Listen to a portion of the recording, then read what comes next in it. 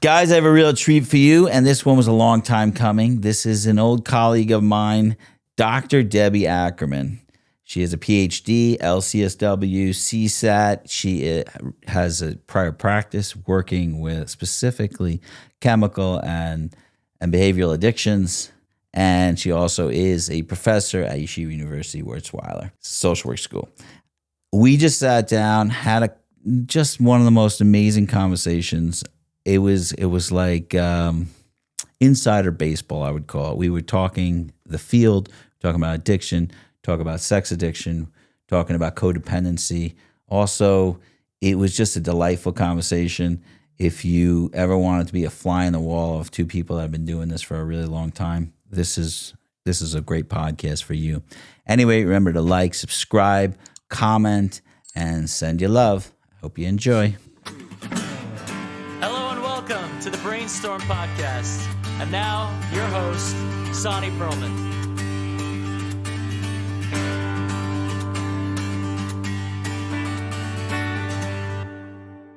We're live. Debbie. Sonny. Oh my gosh. Okay, so I know we do an intro, but it's a really great honor to have you.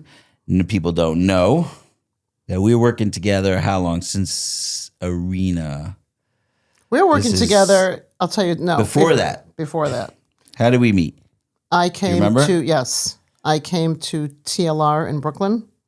Okay. Trisha Tia was there. Okay. I came to, what is it, downstairs? You gave me a tour, the pool table. That was our place. Our place. Yeah. The drums, the this, the that. And I just remember thinking, this is it. I was in social work school. Right. So I knew nobody. I knew nothing. Okay, I'm going to tell you that we met once before that. Where did we meet once before? You were at a Nefesh conference. Yes. And then you got invited to come Yes. down. I mean, that was... Yes. You were like a little... not a little. You were like... A newbie. You were a newbie, but I kind of admired you. I was like, oh my God, I hope when I hit her stage in life, I'm just completely giving up. She's just getting started. Do you want to know what kind of newbie I was? Yeah. It was... They used to have it in Long Island. Remember, it was like at the end of the earth in Long Island. Then you took a right and you fell off the earth and the hotel was there. It was way deep in Long Island. And I was driving there with somebody from Passaic. And the entire time there, she's talking about a lecture she wants to go to on transference and countertransference. And I remember thinking, I don't know what that is. I'm in the wrong field. I have no idea what transference is. I have no idea what countertransference is. I was trying to quickly look it up, but I couldn't. And I just kept nodding and going, yeah, sounds really interesting. Yeah. And I kept thinking to myself, like, I don't even know these basic terms. What am I doing here? I was terrified. You kept thinking to yourself, this person reminds me of my mother, just talking to me about stuff I don't know. No, it's just like, I'm spending all this money. This is going to be my career. I don't even know the basic terminology. Like, it was terrifying. Right. And that is where we met. Yes. Right. And you were going to school, and you had already had a family and plus another family. No, you weren't remarried yet? No. I went to school with 11 children, 10 at home. My youngest was 1. And kind of one of those do or die situations. And I felt that I had earned the right to become a therapist. So I enrolled in school. What does that mean? What does that mean, earned the right? It means the bottom fell out. And I acutely felt what that was like to have the bottom fall out in a lot of different directions. Personal, financial, legal, my family. And I'm like, I've earned the right. I have now I can talk to people about their issues. And yeah, I just felt like I'd had that life experience kick that gives me the right now to become a therapist. I wonder if that'd be an interesting criteria. Like if you have to go through life before you become a therapist. I found it funny when I was in graduate school, and I was also a little bit older. I wasn't as old as you, but I was a little bit older. 26? No. I already had, first of all my kids. I was running our place. Oh, okay. So I originally started as a drug counselor. So I did that for a long time. And then I had my CSAT. That was all I was working on. And then I was running our place with that. And then I went to school. So I think I graduated 08. or something like that. I started 08. Right. Okay. So I think I graduated around then. I had a lot of experience, and I had been through life a bit. I mean, I guess I'm 30 around that age. No, I guess. that's good. But I already had 4 kids, and I already had a full time running an operation, helping hundreds of kids. Like Right. I was in the muck, and then I was in school with people that were, bright-eyed, bushy-tailed, 20 years old, and they're like, I just want to help people. Right. And you're like, you need to go back to life. You need to go back to life. Feel some horrors. Yeah. No, And but then- seriously, when so I I when I thought that. interviewed, I remember Joel Karp. I don't know if you remember him from Wurzweiler. He interviewed me, and I said, I'm too old to do this, and I don't know. I was 41, 42, something like that. He said, look, you're going to be 50, you're going to be 60, you're going to be 80. You may as well have the degree. And I thought, I may as well have the degree. He's right. But I do addiction, you do addiction. Right. And statistics show you 70% of people who go into addiction counseling are either in recovery themselves or have some family of origin, some family member that has been down that path and is in recovery. Right. So it's almost like it's a push.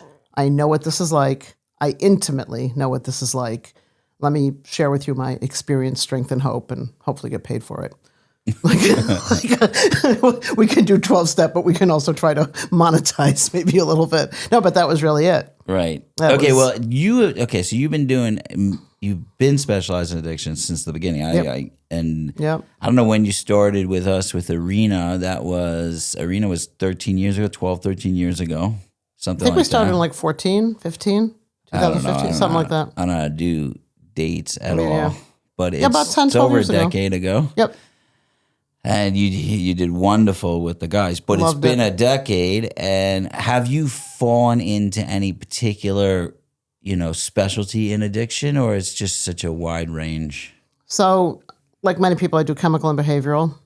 Started out with a lot of chemical addiction and then sex addiction very quickly. Could you Became just like explain the difference between chemical and behavior? For the people chemical that is are not drugs me? and alcohol. Right, yeah. Yeah. Ask Sani. Chemical is drugs and alcohol, right? Any substance or alcohol.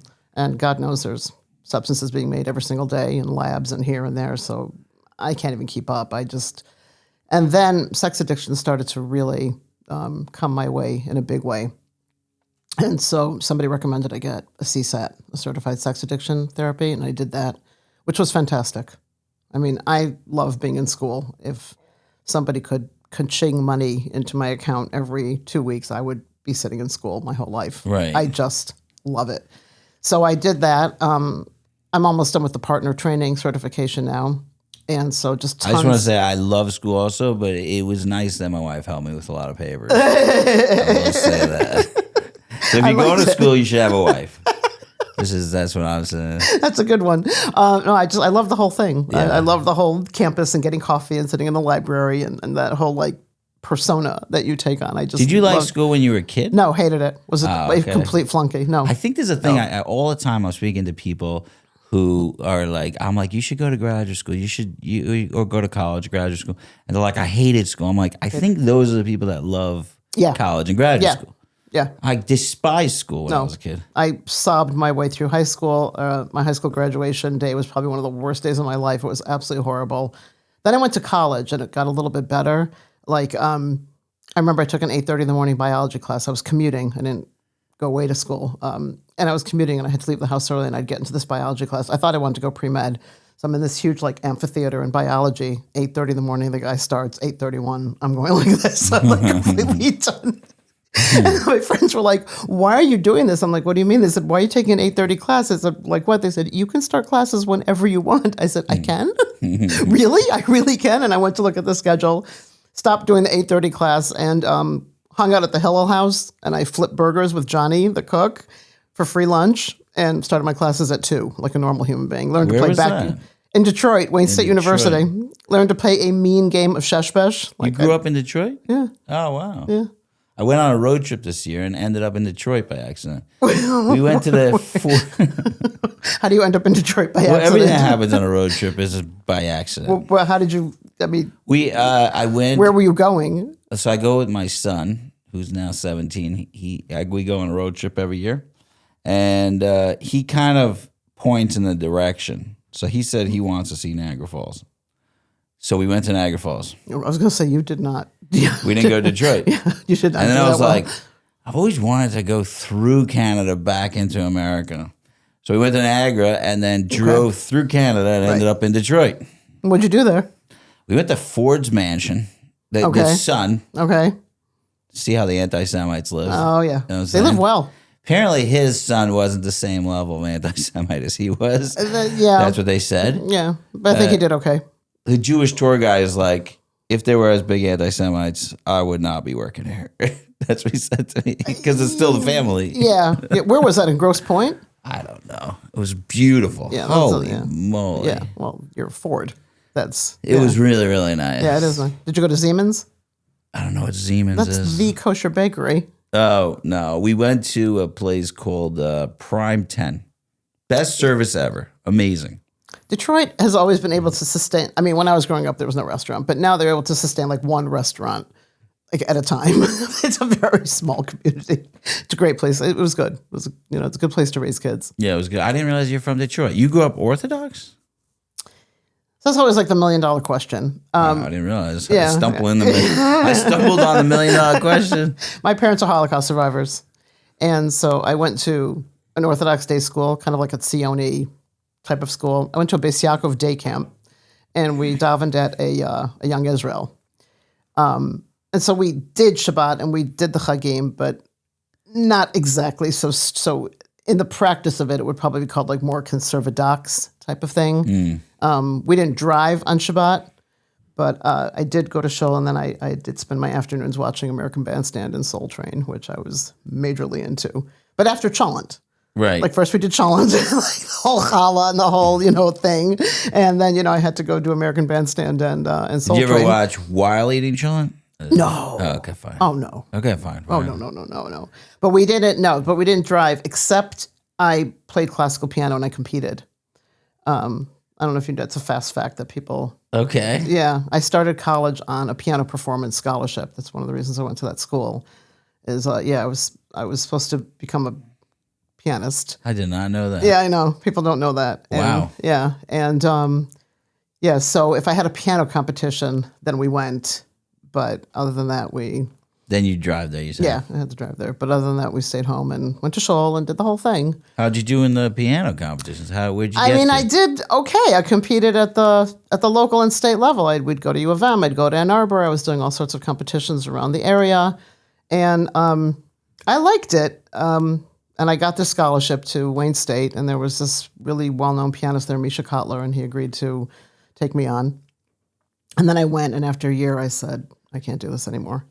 They were like little 2-year-old children from, that were blowing me out of the water. Right. And I'm like, and then I thought to myself, what am I going to do? Like, I don't want to be a piano teacher. I really didn't. There's one pianist in a symphony, right? I did want to be Pat Benatar. That was definitely a thought process. Like, I wanted to start. What's that? Pat Benatar? I don't know who that is. Oh, Sonny. This is Don't too early. Sonny, me. I'm 47 years old. Love is a battlefield. Hit me with your best shot. Oh, okay. Pat Benatar. That was the name of the band? That's the name of her. Oh, okay. She's this. What's the band? Pat Benatar. It's her. She's a solo I artist. never knew who that was. Oh my God. Well, That's the 80s though. Yeah. I should know that. Yeah. I wanted to be Pat Benatar. I thought I would become like a rock singer, but wasn't sure my parents would really. So I had longa pious then and a bald head. And I was trying to sneak out and listen to as much as I could. I've heard this stuff. I just didn't know who was singing it. So I used to listen to it in my room. There's nothing to do in Detroit. I mean, let's face it. It's Detroit in the 70s, late 70s, early 80s. So I'd be in my room with the radio listening to music all the time. My parents were very big into classical music, which I liked because I was playing classical music, but I also wanted to do this. So much to their chagrin, I'm in my room doing Led Zeppelin and The Who and Stones and Pat Benatar and all this good stuff. And my mother was listening to the opera with my brother, who, loved it. There's 2 children, one favorite. It wasn't me. Do the math. And so like he's doing Puccini and like La Traviata with my mother in the living room, and I'm in my room busting it out to, Led Zeppelin and all these great people, Beatles and God, the 80s, Billy Squier, all these like Oh wow. REO, Styx. I mean, I was just. Did you like the piano or you? Yeah, I did. Okay. I did. Some people are forced No, to no, do no, it. no. I had a good old-fashioned Polish piano teacher. I worked hard. I mean, you're talking about getting up in the morning, scales for an hour, and yeah. Yeah, I mean, I know you as one of the hardest working people I know. You definitely are. I don't know. You're seeing that as a compliment. I'm like, no, I'm kidding. Can I tell you something? You're right. Yeah. My kids tell me now, I have a bunch of kids, and they say, before I did school and everything, when I would pull into the driveway and come home from shopping, each one of them says they used to grab a broom or a sponge or something to pretend to look busy. I value hard work. It's just something, like, people talk to me about retiring, and I'm like, that's like one of my biggest fears. Really? Like, what am I supposed to do? Knit? I mean, like, what do you do all day? No, seriously, what do you do? I haven't thought of it. It scares me. What do you, like, I do value hard work. It's definitely, I don't care what you do in your life. I don't care. You want to pick stuff up the street? No problem. You want to be a nuclear physicist? No problem. You want to do anything? Just do something. Mm-hmm. It's just a thing. I know. So I tell my kids, I'm like, you seriously just picked up sponges and brooms when I used to pull into the driveway? They're like, yeah, because when you were just sitting around, you'd get upset. And I was like, that's terrible. Well, lately I have decided, and I've always been a hard worker also, but I've decided that it's not a flex to be a hard worker. This is what I decided. I decided that, and this is my own opinion, guys. Everybody can have their own opinions. Yeah. Sometimes they say things like, this is fact. It's not fact. I decided in my own life that I want to do everything really well. But if I could do it in the minimal amount of time, that's the ideal. So you're into the work smarter, not harder. Work smart, not hard. And I also consider it a great value to be able to be all right not working, which is kind of new to me. This ad is for the women listening to this podcast. This company is called Wig Guru. It's wig-guru.com. They have the most innovative ways to deal with one of the worst issues of wigs, which is slipping back and it looking not in place. Women have a big issue with, not noticing when everybody could tell that it's a wig because it's slipping back. The amount of innovative products that Wig Guru have is phenomenal. They are customer-based. Many customers are reaching out and saying, could you make this product in this different way? And, I like this part, but I don't like this part. There are many different types of wig grips, including the trademarked and copyright pending Grip-A-Fix, original Grip-A-Fix, and as well as her wig glue, which is water soluble and is taking the internet by storm. So go over there, put in the code BRAINSTORM, and you will get 10% off. It is wig-guru.com.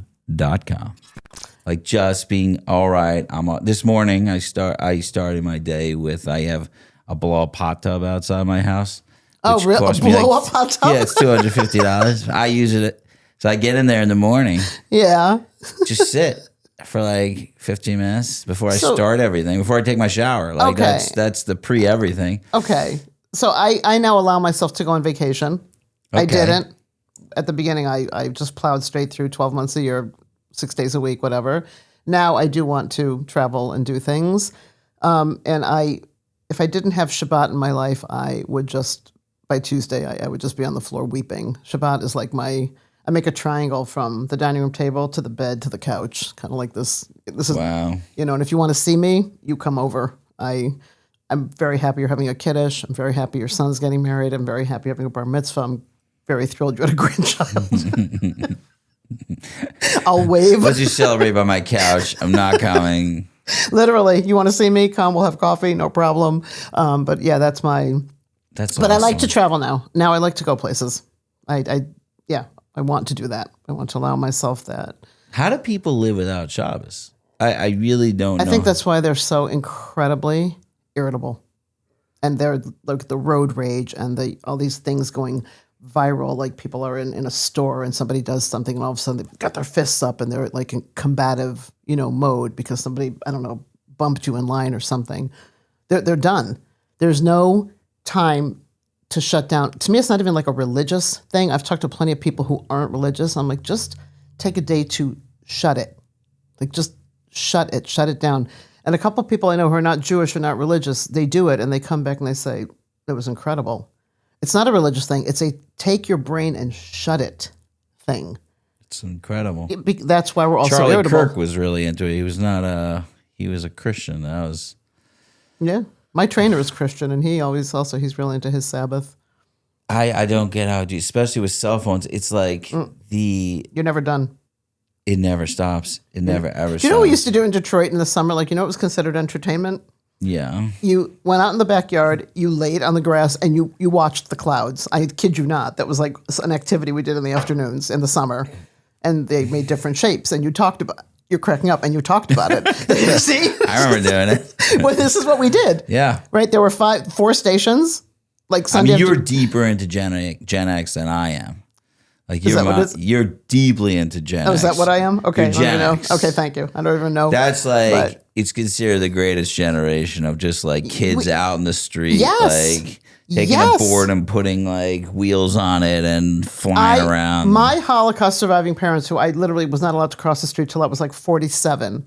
I used to, when I was like, I think 14, 15, I had a bike. I think a 3-speed, had that stupid little basket, no helmet. Nobody did helmets. God knows how we all lived. I would get up in the morning, take $1, put it in my pocket, and go to the local whatever place. I remember this. I bought a bagel. I bought a bottle of Coke. I bought a Snickers, which I am addicted to, and thank God I don't eat them. And I bought like a Jolly Rancher, those like long sour stick things, either in watermelon or sour apple. And then I just got on my bike. Wait, that was for $1? $1. That was $1. $1. And then I put everything in my basket. You sound so old. I'm sorry.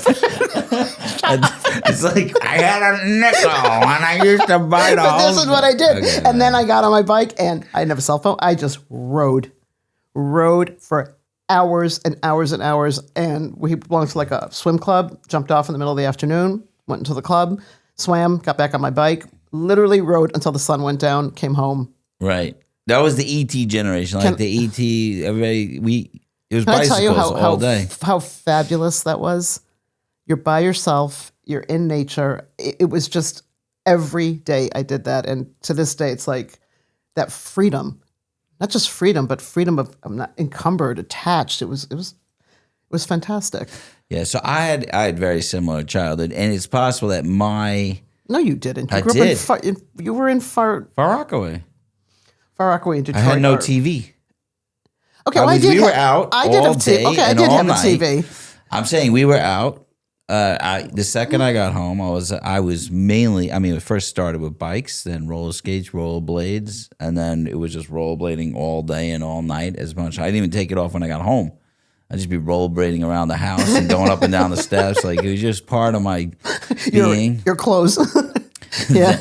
Then rollerblades stopped being cool, but I was after my time. So, but at that point, that's all I was doing. I was going out to the skate park and The skate park. doing Those, all oh the my God. jumps See, and all now that stuff. you dated yourself. I remember the skate parks. Yeah, the skate parks.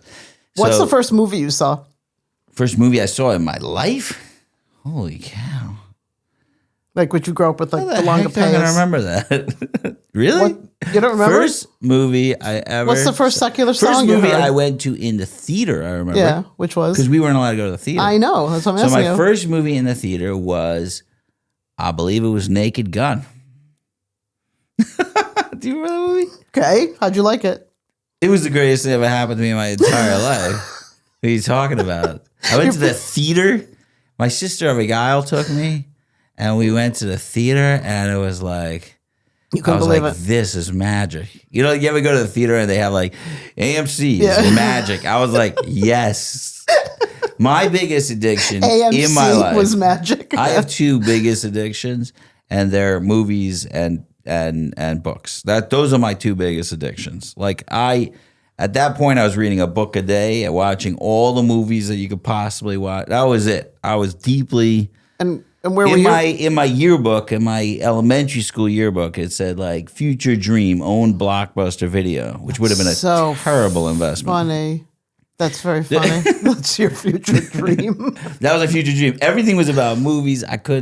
I would watch all the movies as soon as I was able to. So as soon as I was able to sneak in a TV into my house and figure out how to do it, I was like watching everything I could possibly watch.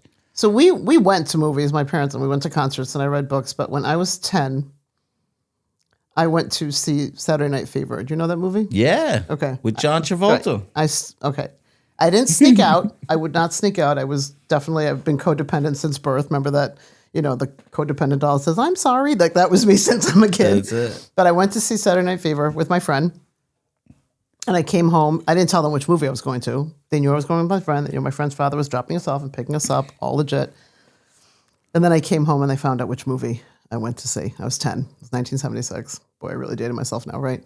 And my father, my Holocaust surviving 6'3", cigar smoking father, according to my brother, he will say, quote, "That was a memorable night." I mean, he flipped, completely flipped out because it was trashy and vulgar and provocative.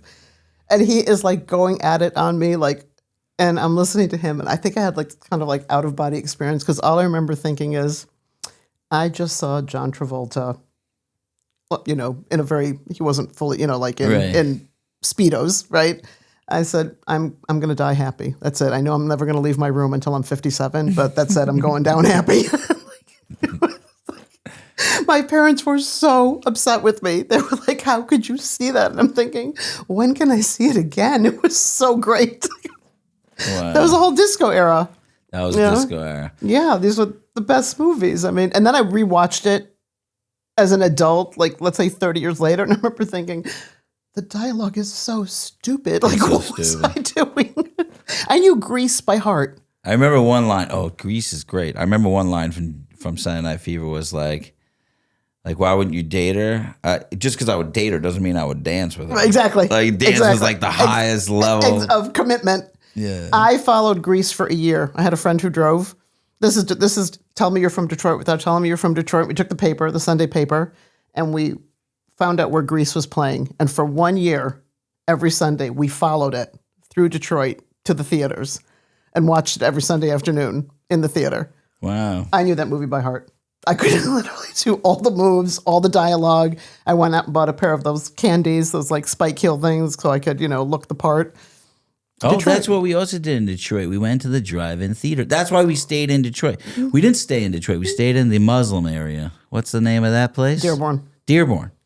I forgot that Dearborn was an area maybe I shouldn't stay in, but I booked a room in Dearborn because it was near the drive-in theater. There's drive-in theaters in New York also. We wanted to go to a drive-in movie. Okay, great. We're on a road trip. 100%. Okay, can we talk about... let's get back to addiction. You don't want to talk about Saturday Night Fever anymore? We're done? Okay, fine. John Travolta, we're done. Okay, great. We're never done with John Travolta. That's right. We like him. We could segue right into Scientology and have even more fun. No, we don't want to do that. Okay, no. So... Addiction, go ahead, yeah. No, so you mentioned like you're codependent since you're... Born. Absolutely. What does that mean to other people? It means I was born and my first words were, I'm sorry. Just like the doll that that you told me about. Remember the doll you told me about? Yeah. The one you throw against the wall and it says, I'm sorry. The codependency doll. I love it. I made it into a clip. Someone said he's making it. Oh, please. I love it. What does that mean? It means, you're born to Holocaust surviving parents and who in retrospect, I now understand absolutely did their best after surviving horrible things. And as an adult, you come to realize that I wouldn't have survived 3 seconds under those circumstances. I mean, I don't think I would have, like even the good circumstances, right? But I really think you feel this like innate obligation to make your parents happy, to bring them joy, to bring them, I'll share a story with you that we had a mailbox across the street. Of course, I wasn't allowed to cross the street, so I would go with my mother every day to get the mail. I was possessed with getting the mail. Have to get the mail, have to get the mail. One day my mother said to me, why do you want the mail so much? Like, you don't write to anybody. Days of pen pals. Like, you don't get any magazines. You're not paying the bills. Like, what do you want with the mail? And I was ready with the answer. I said, a letter is going to come for Daddy telling him his family is alive, that they didn't die in the war, that his mother and his father and his brother, because I had heard snippets of conversation. My mother looked at me. She said, "What?" I said, "They're in South America," because I knew people. I said, "And this letter is going to come, and I'm going to give it to Daddy." And this was like a huge thing for me, that I was going to put, I'm going to start crying, this huge smile on my father's face. Sonny, I must have been 6 or 7 when this happened. And my mother looked at me and she said, "Debbie, they died." I'm like, "No, you don't know that. See, you don't know that for sure." Right. And I was like, and so we need to wait for the letter to come. That's kind of what it's like to, you have this need. I had this need to, and I really thought I would find that letter. I held on to that for a long time. That's so tapped in at 5, 6, 7 years old. So. Not just but I'm going to bring that happiness to my father. It's going to be me who creates that unbelievable joy that he's going to experience. And I really wanted it to happen. Wow. Yeah. So that's where you're I think so. I once said codependence on a podcast and about somebody. They got very offended, and I realized that I've been codependent my whole life on some level. I was like, that's not so offensive. Why do people not like the word? So many therapists today are like, "No, we don't use that word." I'm like, "Why not?" And they're like, "No, that's an insult." I'm like, "We're the nicest people on the planet. Why is this so terrible? I think we're so kind. Why is it so offensive?" I'm getting a lot of pushback. Well, codependency is addiction to people. It's addiction. Correct. To the same thing. For some reason, I don't know. Codependents and kind people are very often mistaken for each other, you know. I mean, I get it. We're kind to a fault, and we, let ourselves be run down and let people run over us, and I understand that. But at the end of the day, and this is important to me, we're not mean. We're just really nice people. Right. Okay, good. We're controlling, we're annoying, we're micromanaging. I get it. But if you can let go of all that, we're really, really nice people. I don't know. I've just noticed a big shift in the therapy world that we don't say that word anymore. It's like, he who shall not be named. What word do they say? It keeps going back and forth. Like, is it a co-addict? Is it, no, it's just a trauma model. It's not anything. It's just people who are severely traumatized, and you can't really label them as anything else other than insanely traumatized, which I hear, but I just don't understand why everybody objects to it so much. Melody Beattie, codependent. I mean, that's the Bible. I can tell you that a lot when I did a couple of clips with the podcast. I don't remember which podcast it was on, but I did a bunch of clips about codependency, and I had someone on that was talking about it a lot. And a lot of women got very, very upset. Like, this is not codependency. These are crazy, sick addicts, and we're just stuck with them. We're like normal people, just stuck with them. And somehow they're labeling us because we have some sicko husband. Right. So there were a lot of women doing that. Correct. And I'm assuming there is some percentage of that happening. I'm not seeing it much, but there is some, especially in the community. One person commented, we're in a community where we're set up with people. Like, we have a bishah, like a Hasidic person, and we're set up with some crazy, sex addict, drug addict guy. Right. We thought he was a frum guy, and we're like living our normal lives. And all of a sudden, this is what we're dealing with. Right. So I do think it happens on some level. It does. But I find it very rare. I think it does, but I think it goes beyond, okay, I'm going to be stuck with this, crazy person who behaves that way. That's an element. And I hear that, and I understand all the reasons people think that way and feel that way. Believe me, I get that, right? But it goes beyond what's going on with your partner. It's also how you perceive yourself in the world with everybody else. I've worked with women who, I remember I asked this woman once, I'm like, why do you stay with it? Like, what does this marriage give you? He wasn't working. He was barely in recovery. God knows she wasn't attracted to him. He wasn't doing anything in the house full of kids. She's working. She's doing everything. And she's like, I hate it. I said, so what is keeping you in this? Like, why? And I remember she said to me, oh, because I have somebody I can walk home from shul with. The community knows we're married. I said, is that enough? She said, it's enough. Okay. This is our addiction today. Public opinion. Wow. That's the addiction. And with social media, it has reached like this freneticism that I think is, I can't even like wrap my brain around it anymore. But this is what we're addicted to. What do people think of us? And Do I you understand think it's getting worse, or it's always been it's like this? completely worse.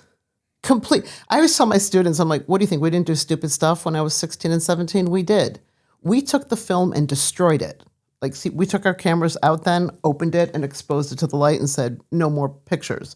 You guys post it. But we just, like, of course we did stupid things. What was I always like this normal and conservative? I did stupid things. Of course I did stupid things. And we took pictures. We're like, oh, no, well, those can't get out. So we purposely opened lights and exposed the film and said, okay, no pictures. We're done. Right now you're putting it up online because somebody's going to like it. Somebody's going to think I'm cool and somebody's going to give me a like and a hit. And I really feel like this is like this generation's idol worship. It keeps people stuck. It keeps them from, I don't think, are they authentic? You know what my next group of clients that I want? You're going to crack up. Yeah. I want children of influencers. Okay. What is it like to be a kid? Call me an influencer before. I'm just letting you know. No, not like this. What is it like to be a Before we kid? ride. Okay, I'll take your children. No problem. I'd love to have your children. What's Sonny really like? Go ahead, tell me. Let's get the juice. They don't want to come on my podcast. Shocking.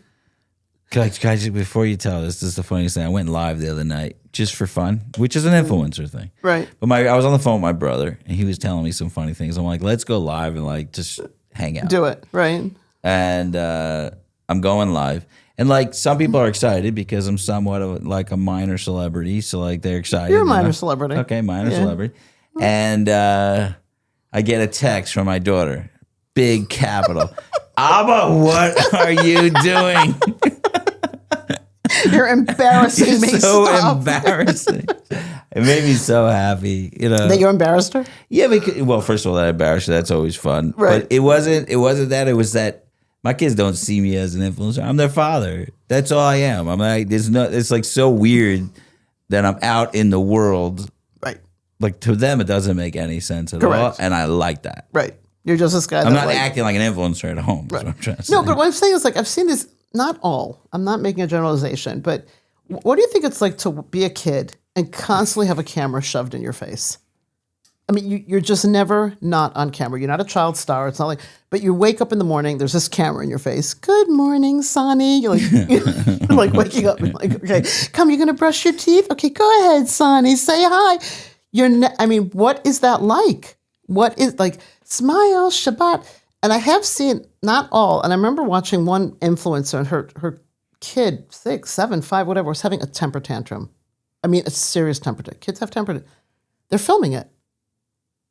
Look, isn't she? Look at that. She's kicking the wall. She said, oh, poor baby. And I'm like, can I give this kid my card now? You're in hysterics. You know, one of those like overtired, I'm done, need a bath, need my blankie, need my mommy, need to dysregulate. And there's a camera rolling. And the kid is kicking the wall and crying hysterically. And the mother's like, she's so difficult. I'm like, hello? And I thought to myself, let me mail my card to this child now and say, when you turn 18, please call me. Find me. What is that like? Can you, I mean, seriously.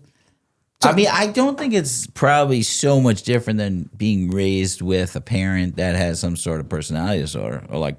But now it's a personality disorder publicized. Right. And you get no choice as to whether you're going to be splayed across a screen. I mean, do you want people seeing you like that? Especially the older you get and you're a teenager and you're self-conscious. And I mean, I hated it when my mother talked about me to her friends. Like, no, don't tell anybody what, you're private. You want some privacy. There's no privacy. And now you're this kid and all you have is your whoever, mother, father, sister, brother, with a camera in your face all the time, no matter what you're doing. I think it's, I don't know. That's going to be my new. I'm with you. This is my new population. I went into a little devil's advocate. No, this is going to be my new population. Like kids who grew up under the influence of influencers. It's like a real thing. Well, I wonder if that's training codependence also. Yeah. I mean, that childhood of like, it's all about mommy, it's all about daddy, it's all, like how do I, because a lot of these kids are probably like, if I do this, they're happy with me. So right. And it's all about making people happy. And it's all about making people like me, Right. no matter what I have to do. Where do you even begin to form you if you're constantly on? So what is the difference between being a kind person and suffering with codependency? What is the difference? Boundaries. Okay. A boundary. Like understanding that, like my friend who's in recovery, and I love this, she taught me, she said, no is a complete sentence. And I really like that. I said, no, it's having the ability, the self-confidence, the self-worth to say, no, I can't do that. Meaning a codependent has no ability to put up the boundary. No. A boundary is a rejection. A boundary is they're terrified of boundaries. Why are they terrified of boundaries? A boundary is not only, but saying no is a proof to yourself that you're not as good as you think you should be because somebody asked you to do something. And even if you literally can't do it, you're going to do it because otherwise there's something wrong with you. Why can't you do it? Why aren't you able to do this? Right? And I think Jewish women in our community, and please don't knock this part out of the podcast. I love our community. We are the best community in the world. Nobody does good things like we do. We are the strong, just the events of the last couple of years, how we bind together. It's just, we are the most incredible nation. Like this one comic said, he goes, you know what it means to be Jewish? He said, what? It goes, or in Israel, he goes, you get on the bus, this guy's cursing you out because you did whatever, and then you leave the bus, and he goes, Shana Tova Matuka, may God bless you and your children forever. He's like that. And we really are. We're the best. But I don't know about Jewish men, but Jewish women, the codependency is so enabled. You will work. You will have 14 children. You will make your own mayonnaise and pickles. You will show up to your child's kiddush or bris wearing a size 4 skirt with a belt and heels. Your children will be matching. You will never raise your voice. You will be machanach them. How? And if you don't, what's wrong with you? It is an impossible standard. It's impossible. And you'd say the men don't have a similar standard? Like men have a million rules too, no? You're saying that just doesn't enable codependency. They do have a million rules. They do. But somehow, maybe I'm wrong, but there's kind of like boys' club. And if you're a member, I think you're maybe protected in it, right? You go to shul, you go to you belong to a something. I actually think women don't protect each other. That's what I was just about to say. Right. I don't think women. I was literally about to say that. I don't think women protect each other. They can be very catty, and very insecure. And I think it reminds me of the soccer. You have a big complaint that this women who play soccer they don't make any money, and the men that play soccer, even though they're worse teams, make a lot more money. And the reason is because no women are coming to watch women play soccer. Oh, that's interesting. So you have empty stadiums. That's interesting. So you don't get any money. But everybody's like, well, it's not fair. It's fair. But if all the women just went out and watched soccer games, right. But they're not interested. Right. I don't know. Yeah, I don't think they stick up for each other as much as they can. I think there's a tremendous amount of competition for men also. But I just kind of feel there's this club that you belong to. If it's a Hasidus or your learning group or your Chavrusa or your Shul, and you're kind of there, right? And you can belong. And I think with women, it's much harder. The work never stops. Physically, it's insanely taxing. The children, the nursing, the cooking, I work many hours a week now, sometimes up to 80, right? I really work. I am nowhere near as exhausted as I was when I was, and one of the best things I ever did was to have all my children. But that level of exhaustion, it's insane. Yeah. You are literally up day and night. There's never an off button. You don't get to Shabbos say, well, I'm going to go from the couch to the table you're on all the time. And if you're in a bad relationship where you're really carrying the burden, yeah, something's going to give. So you think and the fact that they have to be perfect while they're doing that. Have to. Yeah. You have to send a picture or to get, sure, you have to be attracted to the person, but that has to be these resumes. I've seen these resumes. My clients bring them into me, the ones they have piles like this for their sons. These girls' CVs, their resumes are outstanding. They're stunning. They've done every chesed on the planet. They got 4.0s. They went to the best seminaries. They did college in 6 months. They're now making like tons of money. And boom, they're being rejected. Like something, it's really, there's something really not happy here. I try to bring it up. I had the last podcast that came out. I was talking to this woman, Hadassah Hirsch. She's doing great stuff down in Lakewood. Yeah.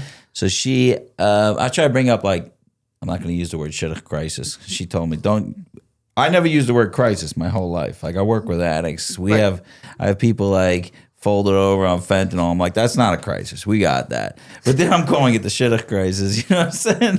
Do you remember what you said to me? I am so sorry. Okay. Called shidduch crisis.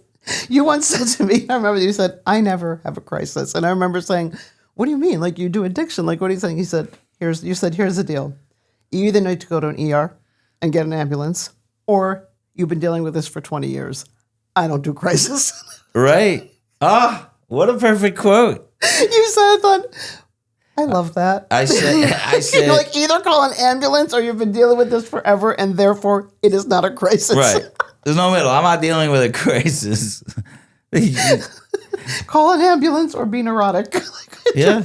It was great. I want a t-shirt that says, there's no such thing as a crisis. Literally. For everything else, call it self. But I was like, that's why I love talking to you. Because like, nothing's a big deal. We're good. Yeah, every once in a while, I'll say something like I'm getting nervous about something, and like that's going on in the house, or somebody's relapsing, or something crazy's happening, and I'm starting to get a little nervous, and my staff is like, "This is not a crisis zone." Exactly. I'm like, "Don't you dare throw that back at me." No. So tell me, there's no shit-up crisis, and no. So forget about the word crisis. I don't know the crisis, but I don't really get what's happening. In the whole, like, there's more women, there's more, I can't for the life of me. I mean, statistically, that's not true. And then someone was explaining to me, the men are they're dating older, so they're trying to date younger girls. Yeah, I'm like, but that would even out in like a year. Like, I'm like working at it mathematically. Yeah. I don't understand the answer. People are trying to give me the answers, but I'm like, first of all, I will say this. What women think is attractive to men is not. Oh, I said this statement to my wife. She got so upset. Oh, wait, tell me. This is now getting interesting. Right, okay, now we're getting into it. Okay. Because I was talking about this topic. I don't know how we got into this topic. No, but go. It doesn't matter. What women, what? I decided, not decided, I realized that the whole idea that men are intimidated by powerful women is wrong. As a matter of fact, it's so wrong because speaking to all these guys, I've had guys that are short, fat, ugly, poor, and they're like, I just want a hot girl. And they don't even have a thought that that's a problem. They're like, yeah, why not? What's wrong? And you're like, you have nothing. You're not selling anything, right? You got nothing, right? So, but he's not intimidated by a beautiful woman who's accomplished and all that stuff. I just think the stuff that women find attractive about each other, guys don't find attractive. It's a guy wants a soft woman who's going to hold him and take care of him and take care of his family. They're looking for someone who's going to be nurturing to their kids. And they see these powerhouses. It's just not attractive to them. People are like, oh, you're intimidated by a tough woman who could run a business. And that's not it. You could be tough, run a business, do all that stuff. But when you see me, you should be yummy and you should be delicious. And that's what I'm looking for. Like a guy doesn't care if you're making hundreds of millions of dollars or no money, as long as you're wonderful to him. I got it. So when you see on a resume, and she's a physical therapist, and she's also audiologist, and she's also all this stuff, and she's got it all together, that doesn't sound yummy. But she's been told this since she's in 4th grade. The what? The yummy thing? No, the you must achieve thing. Like I'm into working hard and doing things. I don't think they're intimidated. I think they're unattracted to it. But so they're unattracted to it. But on the woman's side, they are being primed and educated to do that. You do not go out to the store unless you have a full face of makeup on and a beautiful outfit. You don't just run out in sweatpants and sweatshirt with your hair and a pony to go get milk. You pull yourself together. You will be valedictorian. You will get into the best seminary. You will finish college in a year. You will. I mean, it doesn't stop. So they're being pushed towards this. Right. You must. And like you said, the guys are like, I don't bring anything to the table, and I can get, sure, let me put an order in and let me get it. And then, then the mothers take over. And it's all really, to me, it comes back down to recovery and how we live our life in recovery. It's a quest for perfection, right? But where's the connection? See, that's another t-shirt. It's a quest for perfection, but where's the connection? Okay. Where's what is really making you tick? What are your dreams? What are your fears? What's your negative point? How are you going to handle that? Right? And it's all on a paper, which looks really good, but where are the two of you? I had a woman tell me, not even a client, she said, we set them up, they go out a couple times, we throw them in an apartment in Lakewood, and we say live, like and they're supposed to live. And yes, it can work. But what's important? What are we valuing? Like literally, what are we valuing even in relationships? But that I don't know if this is devil's advocate or what I really believe, but isn't that how it always was? Did we ever teach anybody how to be married at any point in history? I think so. They just lived in our house and watched. Like, was there like a lesson teaching? Yeah, but the expectation was so much less. The material expectation, the what you had to live up to expectation, it was just so much less. And they allowed boys and girls to go out more. You were allowed to like actually meet and get to know each other. I had this Rebbitzin person, again, not a client, just somebody I know. She said, you know why we have a crisis today? I said, why? She said, because there's no B'nai Akiva and NCSY. It's like I met my husband at 14 at B'nai Akiva. We did Shabbatons together. We did projects together. We packed food for the poor together. She said, we knew each other. We grew up together. From 14 to 21, we got married. If this was true, there would be no Upper West. It's not organic. You wouldn't know. If this is true, there would be no Upper West Side. Upper West Side is a community of single people. They all grew up talking to each other. They're from more of the mono-orthodox community. Okay. I don't think this. I hear what you're saying, but I don't think it's true. And I'm going to say something really unpopular here. Yeah. They don't want to get married yet. If you want to get married, you're going to get married. That's super unpopular. I'm going to clip that out and people are going to murder you. You don't think it's true? I mean, listen, as a therapist. I heard that the first time at the first Nefesh conference I went to from another therapist. I am now quoting what I heard, right? 2008, almost 20 years ago. And I looked at that therapist also. I said, yeah. She said, if you want to get married, I'm not going to tell you the name of the therapist. She was great. You will get married. If you do not want to get married, you will find something, some reason, somehow, some way, right, that it's not going to work. Wow. How do you know number 32 was really better than number 64? How do you know that number 57 really wasn't as good as number 28? Listen, as a therapist, I do believe the idea is that you have exactly what you want always. That's what you've been. That's when you want to know what someone wants. It's like a Jewish saying. Then see what they have, and you'll know what they want. Right. So, in some sense, I do believe that. I also want to say that that's true. They could have married some yokel. Let's take a girl's side, because I actually was saying this with I think that the women have upped the bar so high, and I don't think the guys have fully kicked into action to realize, because guys are being chosen by women since the beginning of time. That's how it was. Women chooses which man is worthy of marriage. That's why we have people are fast, people that are strong, people that are men rich. are the ones that ask. Men have been choosing women since time immemorial. Women don't ask the man to marry them. The man asks the woman to marry them. And then who makes the decision? The man who initially asks. No. The person who says yes or no is the one who chooses. Isn't that how that works? No. Wow. That means you propose, could you choose me? Another person says yes or no. Doesn't go the other way. They're not being, men are asking, am I good enough to be your man that takes care? That's how it's always been. And women are the ones that choose. They're the ones that say yes or no. I choose you to be my This whole morning thing. was worth it just to hear that. It's true. I've never thought of it that way, heard of it that way. Go ahead. Yeah, well, that's how it works in evolutionary science, is that's always how it is. The men are flaming their feathers and like, choose me. And the women chooses. And it's the way that it always has been. And that's why men are fighting over power and fighting over, it's always about the women. Because the women decide what's special, what they think is important, and then the men fight to be the best of that, and then they're chosen. Okay. That's how evolutionary science works. But I don't see that today. But it is like that because that is why women are going, this guy is not impressive on any level. Correct. Like you want me to, so here I am. Like used to be, a woman was desperate. What are they going to do? They have to choose from whatever lot they got because what are they going to do? I can't have a job. I can't have anything. I'm going to starve to death. Right?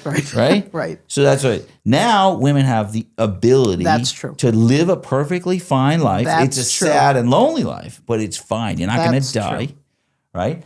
Then these guys come out. And they have to be better than the life you already have created for yourself. Right. And the women are being told, if you would just choose some yokel who literally is not going to make your life better, he's going to be a weight on you. You're living this decent life in a very clean, nice apartment.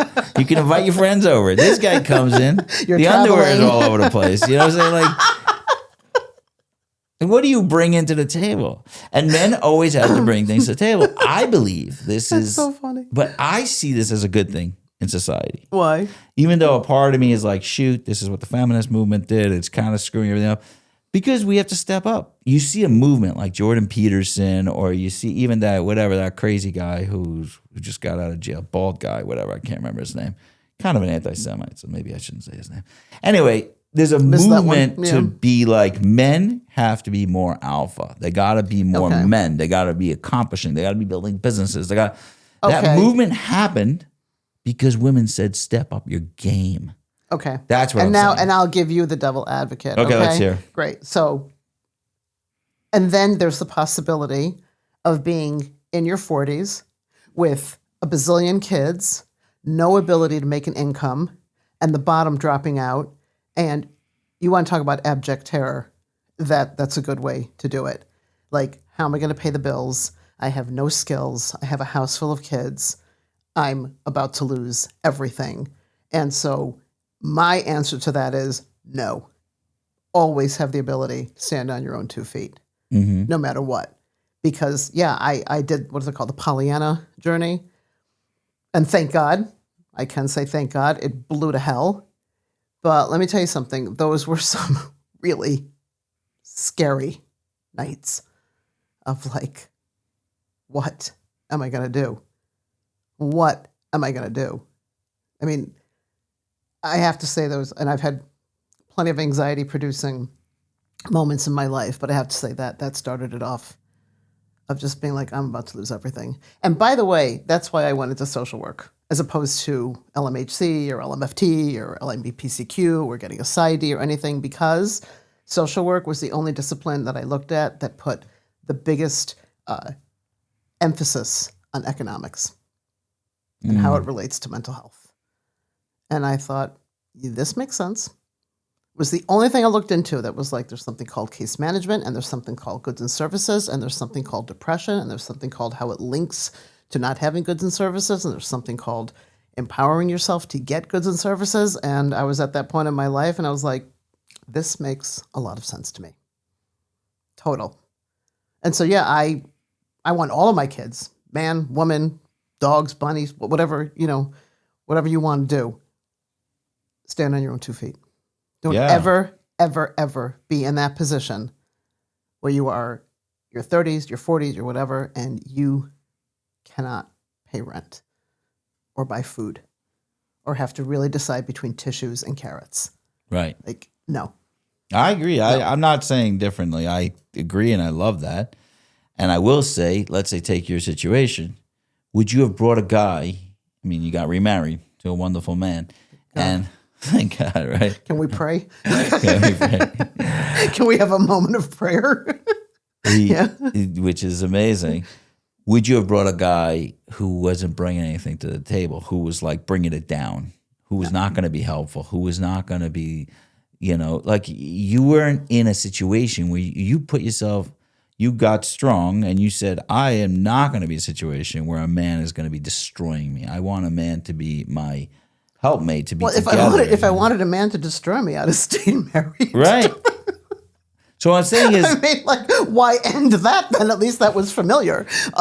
No, obviously you look to better your situation, but it depends on what you mean right, by... but what I'm saying is that the single women out there, they're being offered guys that are not going to make their situation better. It's sad. All they'll have is a guy there, but they're like, what are you bringing to the table? Like, what are you... You need to up the game, and guys have to up the game. I don't feel bad for guys. I don't.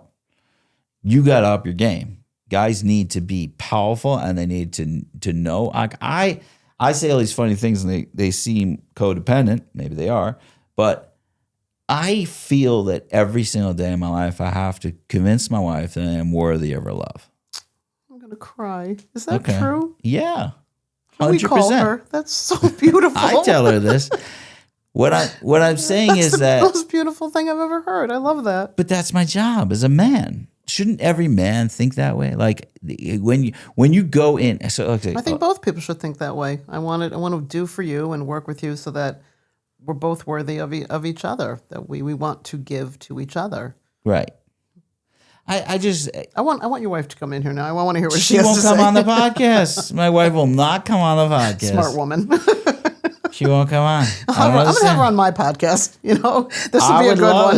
I'm going to have her on my podcast. Everybody wants to know what my wife is You know what? You just gave me a great idea. Today, we are going to do Sonny's wife. Sonny's wife. I don't know. She's not coming on. She may go on someone else's for some reason. She's not coming on. You know what? That's actually, I think that's a good idea. Yeah. What's it like to be married to this mini celebrity? Mini celebrity. That's what it is. Okay. Look, it does kind of look. There's a lot of mental health things that are happening all over the world, and I get that. And there's a lot of addiction all over the world, and I get that. And so there's illness, and illness hurts. This is what I really like to frame it as. Physical illness hurts, and mental illness hurts, right? You get this diagnosis, God forbid, of physical illness, your life's going to fall apart. Same thing can happen with mental illness. But I like mental illness, and this is one of the reasons I also love addiction, because you get a choice. It's the only illness in the world that if you actually do what you need to do, you will recover. You can really achieve recovery. And if you went into any hospital in the entire world and said to somebody, hey, if you do X, Y, Z, P, and Q, you're going to recover, people will jump up and down and be like, yeah, I'll do it. So, and this directly ties into that second thing that happened in my life, which was the most cataclysmic thing, was my son dying of cancer, of brain cancer. And I remember thinking, see, if I took somebody with addiction and kind of like morphed that into and said to that person in the hospital bed, you can recover if you do, oh God, would they do it, right? You just have to get the person with the disease of addiction to understand that, no, this is where you're at. You're going to die unless you do this. And I can't want you to live more than you want you to live, but I want you to live so badly. And I want you to live well. But that's the empowerment of working in addiction. You can get better. It's huge. Does that make sense to you? Makes a lot of sense right? to me. Like go to New York City today. We do all the speaker column and we are the best at it. Go into any room and be like, hey, I'm going to tell you how you can get better. Here, you can do this, you can do that. That person will start doing it that minute because they want to get better. People with addiction need to want to get better, but they hate themselves so much they don't even think they deserve to get better, right? I always tell my clients and my students, you cannot hate somebody with addiction more than they hate themselves. You can try, but you'll never succeed. No, they hate themselves. They literally hate themselves. Now, if you can get them to love themselves, and that's what the 12-step program is about. It's about total acceptance of yourself. You're a very wonderful, unique, beautiful snowflake with a bad disease. So love yourself. If you love yourself, you're going to want to recover. I remember when I was a kid, I met this guy. He was morbidly obese, and he had a heart attack or something. I didn't meet him. Sorry. He was a father of somebody we knew. And they said that he has to go on a weird diet. And it was basically grapes. I think it was like just grapes or something like that. Something wild like that. You have this like unbelievably educated side, and then you have this like, I am a 5-year-old in a trailer park and I know nothing. Grapes. Okay, grapes. Go ahead. It was probably grapes. Go ahead, great. And my sour sticks that I bought at the store. Yeah, go ahead. Yeah. We had a wild childhood. It was wild. Little wacky kids. Anyway, so he just started eating grapes, lost like 300 pounds or something like that, like. Sounds healthy. And I think about it all the time when I'm like meeting with addicts, and I'm like, okay, all you need to do is just eat grapes and you'll be all right. Right. And they don't want to eat grapes. Because they don't think they deserve to be all right. That's the bottom line, right? Because whatever wound, molestation, physical, emotional, sexual, whatever abuse happened, they've really internalized it, and they don't think that they deserve to be okay. There's also another piece is that they have found the answer already, and you're competing with that answer. Their answer is drugs or alcohol or sex or gambling is the only thing that's ever made them feel all right in their whole life. Correct. So now you're saying, stop that, the only thing that has ever helped you. Correct. You take away the solution, rip the rug out from under them. Correct. And then now I'll give you another one, which is brutally difficult. And then you'll eventually get to the place where you got it. But there's so much support. But I do understand it. Look, I went to my first 12-step meeting. I'll remember this, right? And I went an hour and a half away from my house, right? And I talked to God the whole way there. And I had one request of God. You ready? Here's the request. Please don't let me know anyone. Please don't let me know anyone. I beg you, God. And I remember the conversation I had with God. I said, you've put men on the moon. You can cure all sorts of diseases. There's skyscrapers. You can do unbelievable things. Please arrange it that I don't know anyone. This is all I'm asking. I walked into the meeting and God answered my prayers. I didn't know anyone. I knew 2 people. Not one. You got to be very careful how you phrase your prayers to God. And I looked up and I was like, that's not funny. And there are these 2 people from my community, from my block. They're like, Debbie, come sit with me. And I was just like, this is a joke. I mean, so I get it.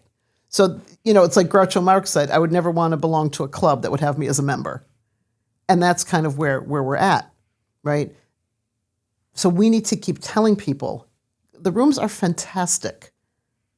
Once you can get someone to get into one, they come out and they're like, some people come on, they're still, pretty guarded, and it's not.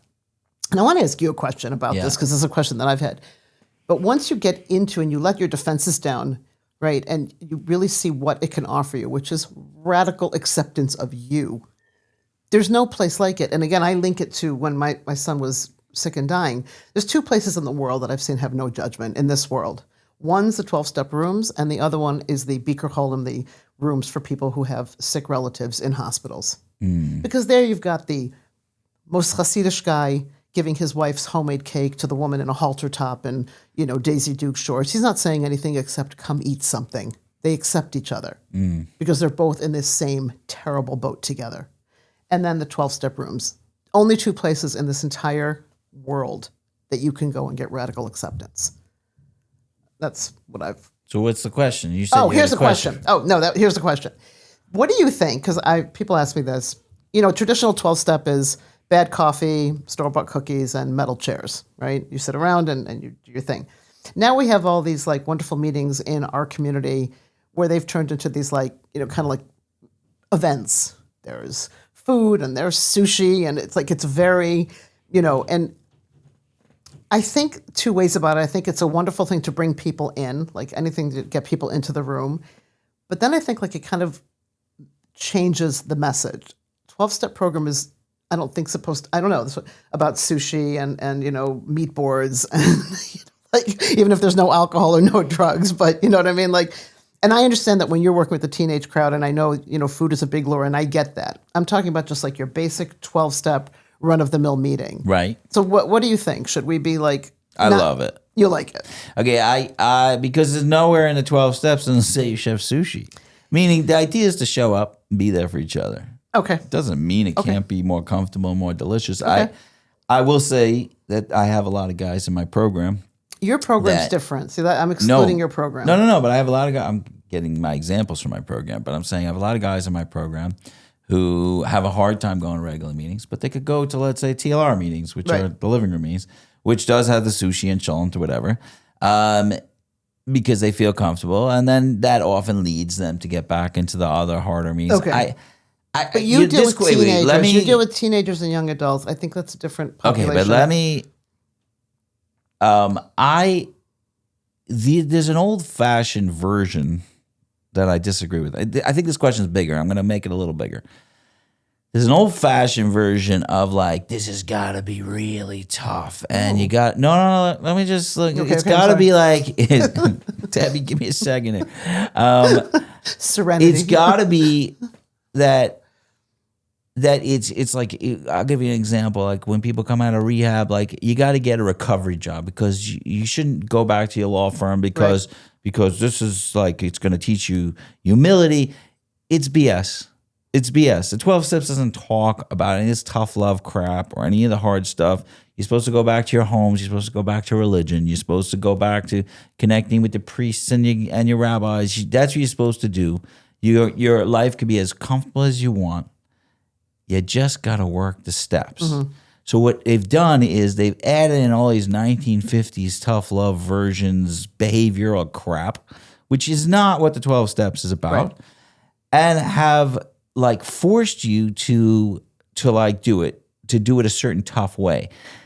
That works for a small percentage of people. I've had guys that really cannot walk into a room, is as loving and non-judgmental room is, and they're like, these are people that are making, $100 million a year, They need to go into a room where other people are making $100 million a year also. They need it because of their own dignity. Now, do I think they should also go to other meetings? Yes. But I've had guys be like, listen, I can't keep going. And I'm not that type of addict. I'm not the guy who's living under a bridge. I was abusing pills to a point where it's crazy. And I want to be with people like that and who are functional people. So I believe that as long as the 12 steps is there, you could have every color, every comfort, everything. Meaning, if it doesn't say it in the book, don't make it up. I don't want men hug him for the 12 steps. Stop it. The idea of people, places, and things even, like, stop it. The 12 steps, the original 12 steppers, when they got better, they walked into bars to help people out. When they were feeling bad, they found a bar because they knew that doing the 12th step is what's needed right now. They weren't as scared of that is people, places, and things. Right. That's what it is. Right. Don't make up new rules. Right. Because then you're always going to regret it. Okay. But I'm going to say one more thing and then we can get... But if you're really going to do program, then you're $100 million. You know you're the same person with the same disease as the guy living under the bridge. Yes. And humility is humility and truth are the two, I think, character components that are going to really help you. So, no, you do belong with the guy who's under a bridge. You may have a different life experience and you may have whatever, and he's living under a bridge. You both have the disease of addiction and you both have to practice humility and truth and, service and whatever the 12 steps is. So, because it's that ego piece, I think that also can keep people very stuck and very ill. So I just, I agree. I agree that they are the same place and they should be able to connect. I think but so. I know lots and lots of people that will walk into those meetings and be like, I can't. You're right. And we have to start from where they're at. Yeah. You got to go where they're at. Yeah, so I got it. The only, how do you say it? I forgot the words. The only thing they need is a willingness to stop. They don't have to drop their humility. They don't have to. These are not the rules to come into that room. Right. I just have to be willing to stop. Right. It does not mean I have to be willing to compare myself to someone living under a bridge. That we'll get there. Right. But the only way that I get allowed in that room is that I want to stop. And Correct. We got to stop expanding that to other things. So if I want to stop and the only meeting I want to go to gives me chilling, okay. That's what I'm saying. So I'm very light about it because it's not mentioned. And the fact is, we're bringing in a very cool cultural piece is that Jews are really good at food. we know how to bring you in Yes, we with do. food, and Yeah. we're good with that. Yeah. So why can't we use it to our advantage? No, okay. Yeah, That's what I got it. But if you told me now, listen, the only way to do a 12-step meeting is you need sushi there, and I'm Right. like, oh, no, I'm Right. not. That might become a minhag. I don't know. God, then we're going to have better 12-step meetings. We're going to have like, this one does it better than this one, and this one's got a chef coming in that, is also in recovery to whip it up for us or something, whip up a meal. Okay, so one of the addictions that's coming up a lot is gambling. I am looking into a gambling certification. I'm going back to school. Yeah. Well, what is it? I mean, have you had experience working with gamblers? Yeah. What would you say the difference is between the gamblers and everybody else? Nothing. They're in deep trouble. They're drowning in shame and debt. It's really dangerous. I think with the college kids and the sports betting, these kids are tens of thousands of dollars in debt. They're really, it's not good, right? And gambling's the least of what I understand, and so I am looking into getting, like, just the whole mechanism of in the brain. I get the chemical, I get the sex. So now I do want to take a gambling certification and start to expand it because it's just literally like wildfire. It is overtaking high schoolers, like drugs, teenagers, men. I mean, they're drowning in debt. They're not. I don't even know how you're ever going to get out of that type of debt. You might not. And same thing. They may lose their house. They may lose their business. Did you ever watch the movie Uncut Gems? That's with Adam Sandler. Adam Sandler being Yeah. serious. Yeah. I didn't watch it. Okay. Was it great? It is. She's about to cry. It's just a movie, Debbie. Somebody in my addiction class said they wanted to see it. One of the students said, let's watch it. It's a great movie. I said, fine, we'll watch it. Halfway through the movie, I had to stop it and say, if anybody wants to leave, they can leave. Half the class picked up and said, we're out. Okay. Forget the vulgarity, forget the sexuality. It is depicted so well. It is so well depicted, this gambling addiction. Sonny, my skin was crawling from discomfort. And I don't want to give away the end scene, but if you watch the ending scene, brilliant. So brilliant that I was crying. It was really a powerful movie. Wow. And it really shows you that gambling addiction, no different than a heroin addiction. No different. So well done. So uncomfortable. I could only watch it once. I was like, I can never watch this again. Right. Really scary. Really scary. So yeah, I gambling's the next.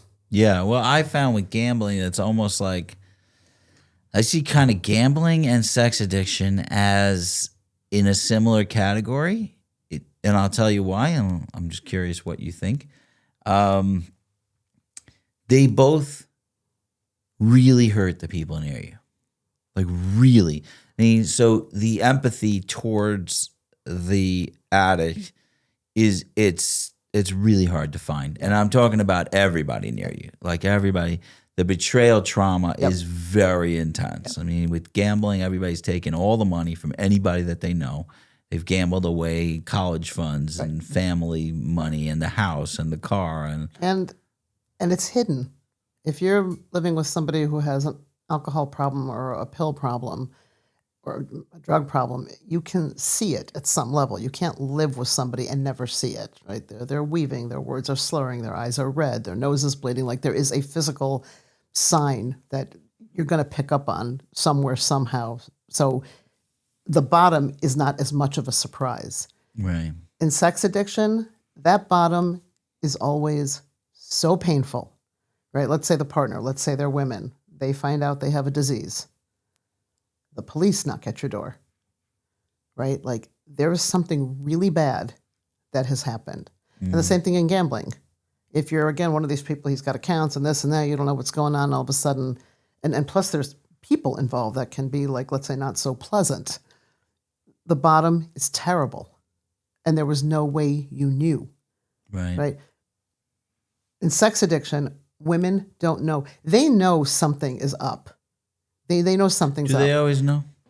Most of them know something is up. Right. Because what's the opposite of addiction? Connection. And the people with sex addiction, they can't connect, right? The sex is a sex, but there's no connection in it. That beautiful thing you just said of, am I worthy of your love? Yeah, somebody who's married to a sex addict would literally give anything just to even hear those words, right? Because the women pretend that there's intimacy through the sex while we're still sleeping together, so there must be something there. But you start to talk to them and they'll very quickly tell you like, no, there was nothing. There was no connection. They never felt it because they weren't being connected to, they were being objectified. And that's just really bitterly painful, right? I'll tell you something that's interesting. This is anecdotal. I have no research, but it's anecdotal. I talked to a lot of the partners, and I always ask them like this, and most of the time the answer comes out, so did your partner kiss you? Were you kissed? What do you mean, like in the act of addiction? No, yeah. Okay. You know, like I went to the movies. What's the best scene of the movie? That kiss. Mm-hmm. You know, like the music, the whole thing, the coming closer, right? Were you kissed? The vast majority of them say to me, I mean, I'm saying no. no, no. It's too intimate.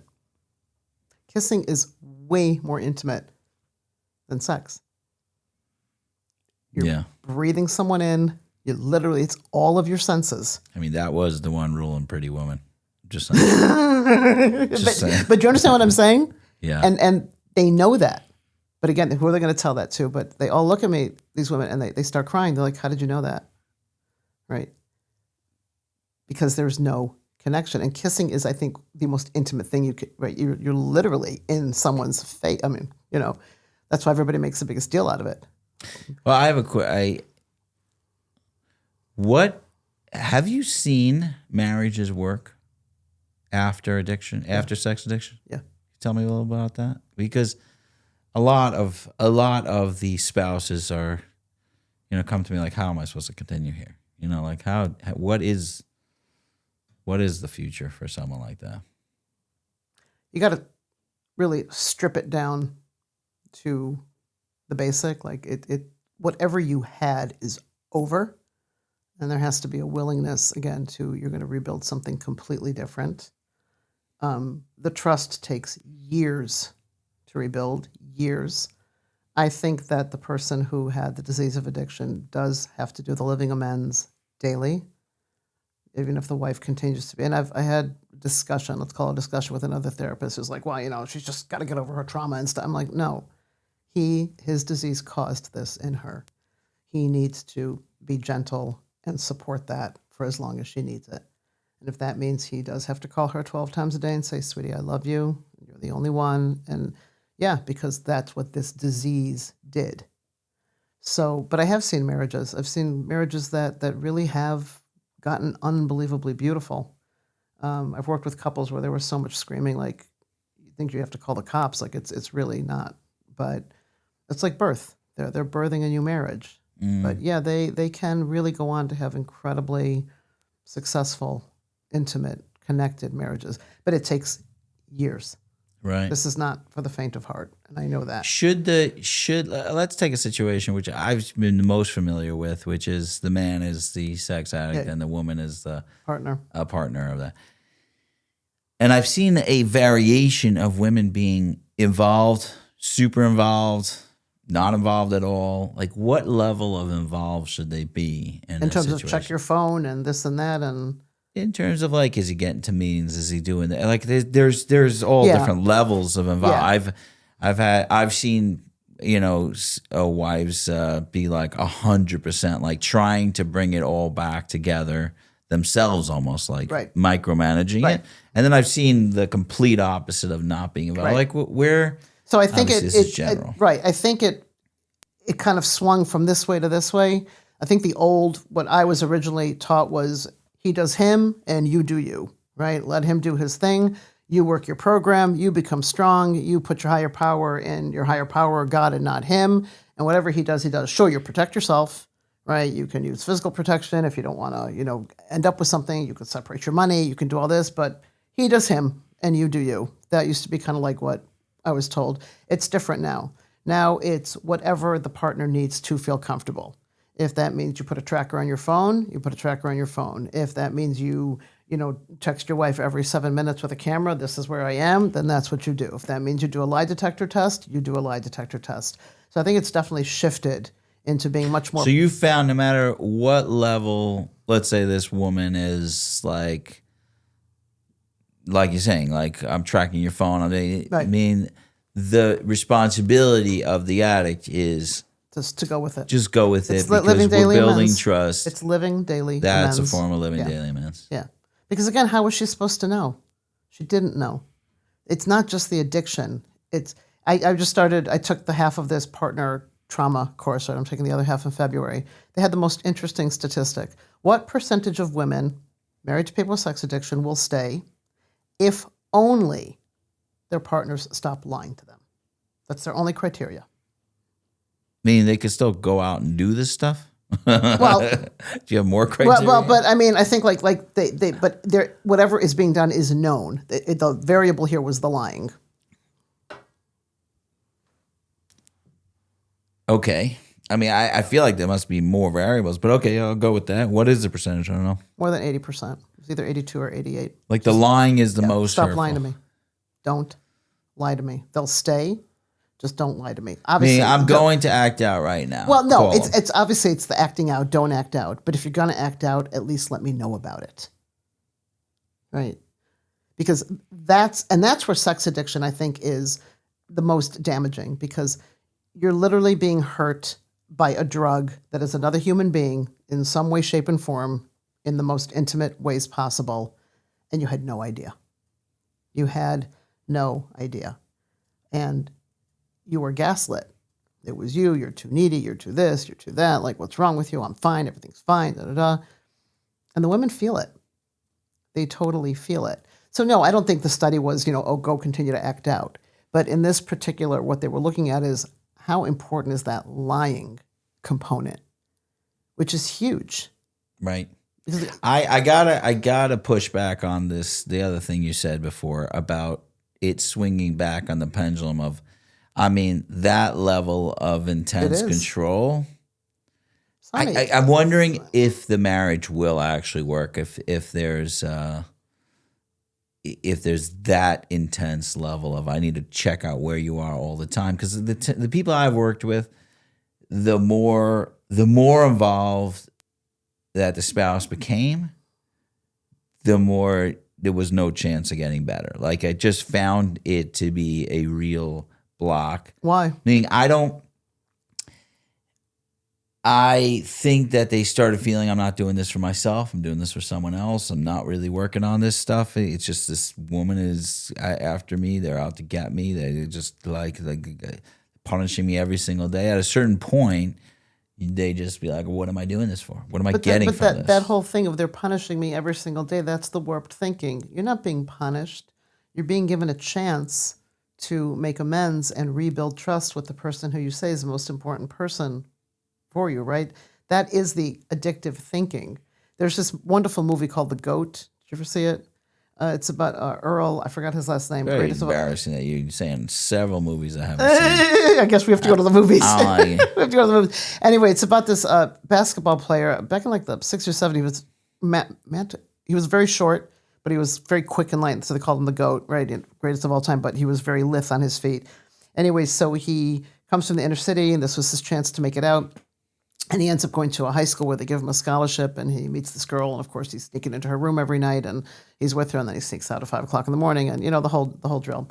And then the next scene pans to they're on a lake on a rowboat and having a good time. She's laying in his arms, and she says, "I'm pregnant." And what's his first response? "Why do these things always happen to me?" And I always stop the movie there and I say, okay, see, that's addictive thinking. What do you mean, why do these things always happen to me? You had unprotected sex with your girlfriend. She's going to get pregnant. Not, oh my gosh, what are we going to do together? Why does this happen to me? So when you're saying like, oh, I'm just being punished all the time, that's the addictive thinking. That's the stinking thinking. No, you are not being punished. You are being given a chance to recover, to take medicine that is difficult to take so that you can build trust and intimacy with the person that you say is the most important person in your life. And yeah, that means you're going to let it go. You're going to let that go because that's your ego. I'm being punished. How are you being punished? What is this punishment exactly? That your wife is willing to give you a second chance? That she's willing to totally rebuild? I mean, I'll talk from the malice of the guys I've spoken to is that it's that she just wants me to hurt, and that's what she's just following me and doing it. But She that's just so wants to hurt me the anti-program. But way that's so anti-program. I understand. Because program is, how is she feeling? Like, what are you doing in this relationship that's causing her to feel that? Right. So these guys are discombobulated? saying, I do everything. I am everything. And she just keeps going at me and calling everybody I work with and That's right. going this. And that is what we call trauma. right. No, that it's a is- trauma reaction. I'm interested that you're saying that we are kind of encouraging it. We're encouraging healing, and I think we're starting to recognize and I have much empathy for the person with sex addiction. I recognize it as a disease. I don't think they're evil incarnate. I know that they can recover and get better, but that's part of the recovery. That is the medicine. Put it in the disease model. It's almost like I tell people, like, you have a disease where you projectile vomit all the time. That's your disease. You just constantly projectile vomit. Well, the people around you are going to have to wear like some pretty heavy-duty rubber raincoats because they don't want to be covered in vomit. They want to be with you, but that doesn't mean they want you to vomit on them. They need to protect themselves. So sure, you projectile vomit, sure, then I can just change my raincoat, but I'm protected. Where are you? Tell me where you are. That's soothing. And that's not the only thing you need to do. Sure, I don't believe you have to build your own life and get your own interests and work the program and get your sponsor and do all of that, and don't make your partner your higher power, for sure. Never, right? But with that... Shoot. Except for Yael. That's what I did. Damn it. But with that, you are entitled to soothe your trauma. And this is going to help you soothe your trauma. And it's going to take years. And I think not most people, I think there are people that give up because it's a long, hard journey. It's definitely a long. Patrick Carnes calls the journey for the person with a sex addiction, what do you call it? The courageous journey. Yeah. Right. And it's a lot of courage. And that's what letting go is. You've got, let it go. Let it go. So she's calling people that you work with. What bothers you there? It's embarrassing. Well, okay, just let it go. This is my wife. This is the woman that gave me children. This is the woman that's staying with me. This is the woman that I lied to for years. Okay. We'll have to talk about this more because it's definitely not that open level of like, let her do what she wants. I mean, some of the stuff I've seen has been like, cuckoo. But what? Okay, but Sonny, I hear you. But I mean, there's got to be some but sort of middle here. What if you were that person? What if the wife? Yeah. What if? No, what if, I understand. No, seriously. What if you found out tonight? Seriously, you come home and your wife, who you want to be worthy of her love every single day, sits you down and says, "All right, I do love you. Mm-hmm. You are my soulmate, and you're the most important person to me ever, ever, ever. Mm-hmm. But I have been sleeping around since the day I met you, and I've never been faithful to you a day in this marriage. Right. And I've actually contracted a disease now, so you might want to get tested. Mm-hmm. Where are you? I'll say, please don't leave me. I'm sorry. I'm sorry. Did I do something wrong? How can I make you love me more? That you'll stay with me. What are you talking about? Exactly. That's how I would react. Okay. And women do react that way. If I was a little healthier, I mean. Yeah, and that's right. And then, but once the layers. Here's no, I get it. See, because you've never felt. No, I've never felt that. Okay, but there has to be a point. That's going to be where one of the you things. have to make a decision if you're staying or not. 100%. And if you're staying, it shouldn't be about just hurting the spouse. And that's. Sonny, yeah, I know you disagree with what I'm saying. Not hurting the spouse. It's not. It's. I know, but there's a difference between I need service. to trust you again, and I also need to hurt you.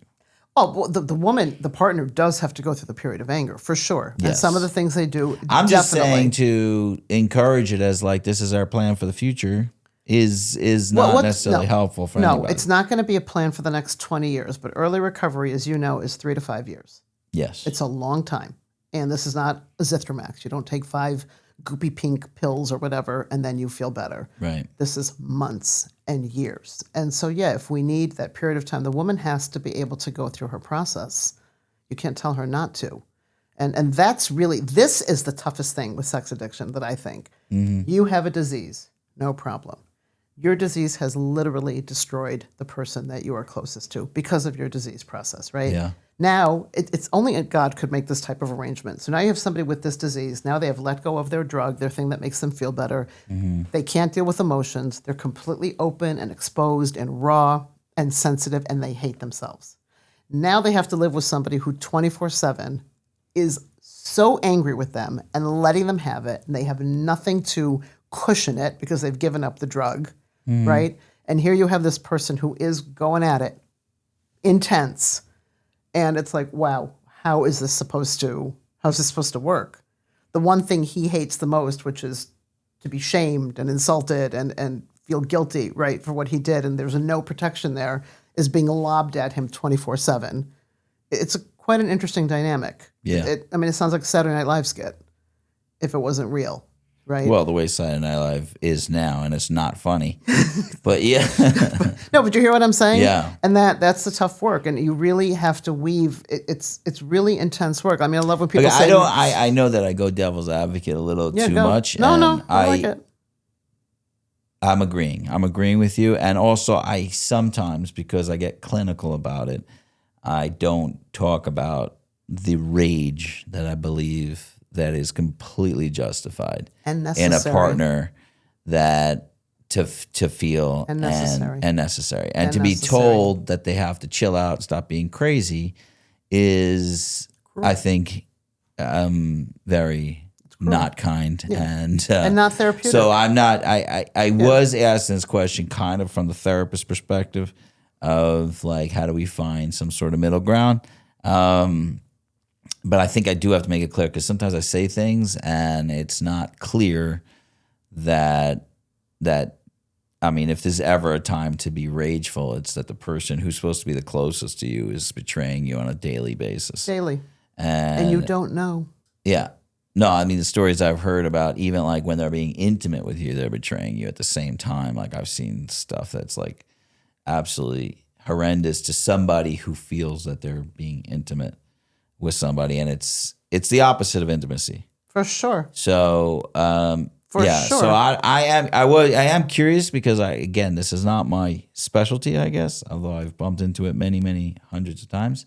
But it's not your specialty. But not my specialty. But you've fallen into it many thousands of times. I always say things. That's not accountability. I don't know what my specialty is anymore.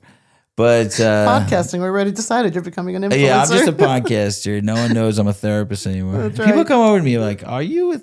Like, what do you do?" I'm like, you talking on the podcast? Someone said to me, "I love it. This was great." This guy Sam I met in the store the other day, and he said to me, "I see your clips. What do you do? Like, I see your clips on TikTok, whatever." And he said to me, "I just look at you, and I'm just waiting for you to blow up. You're so calm." It's like, Wow. There's a fire inside you. It's about to explode. Well, do you ever get angry? I've really been bringing this up a lot. I feel anger a lot. And what do you do with it? So this has been a really interesting challenge in my life, because when I was a child, that's how you would have defined me. Like, I was the angry child. I was very, Really? very, very angry. Angry, wild, many, many fights. I got into a lot of fights. These two teeth are dead because of fights. Really? Yeah, like very, very aggressive, street fighting, like really, really, really Wow. intense. And there was anger like controlled me. I was constantly angry. And if you knew me then, but then if you don't know me then there was a shift. And the shift was anger bad, gone. Mm-hmm. No more anger. And then it was like anytime anger was going anywhere near anything, it was just kind of suppressed. Okay. And in the last, I don't know, maybe 5 to 10 years, I have like re-fallen in love with my anger. And what that means is Does that I mean? realize that anger is the one emotion. It's your self-esteem emotion. It Yes, says that's what I said. no matter what, anything is happening, no matter how depressed you are or sad you are or someone's hurting you, you stand up, what? Me? You cut me off? Are you kidding me? I'm God. That's what the anger, that's why if we worship it, it's avodah zarah, because we believe we are above everything. We're more special than everything and everybody in God. So, but then I was like, I'm missing that. I'm missing that. I get beat down. I mean, I have been in so many situations where I'm like getting like pummeled by the world or by stuff, and I'm just like, cool.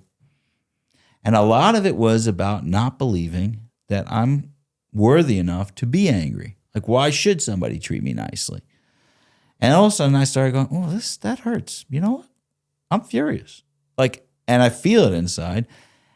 I'm not at the point of raging. I don't rage. My kids never see me get angry. I think my wife have seen me I asked her recently, because this topic's been coming up, and she says, I know when you're angry, but you've never gotten that. You never like lose it or anything like that.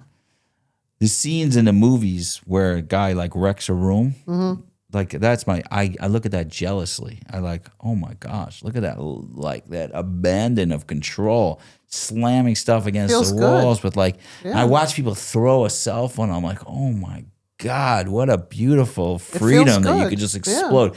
I don't have that ability, but I have been embracing my anger in a way it's pretty delicious, but it's also dangerous. I don't know. It's like But then sometimes you can, maybe I'm getting too personal here, and if you can knock this part off, but sometimes you can get that anger and then it can morph to the other side, which really takes you to total powerlessness. And I'll go back to like when my son got sick. yeah. I mean, I was like too terrified to rage.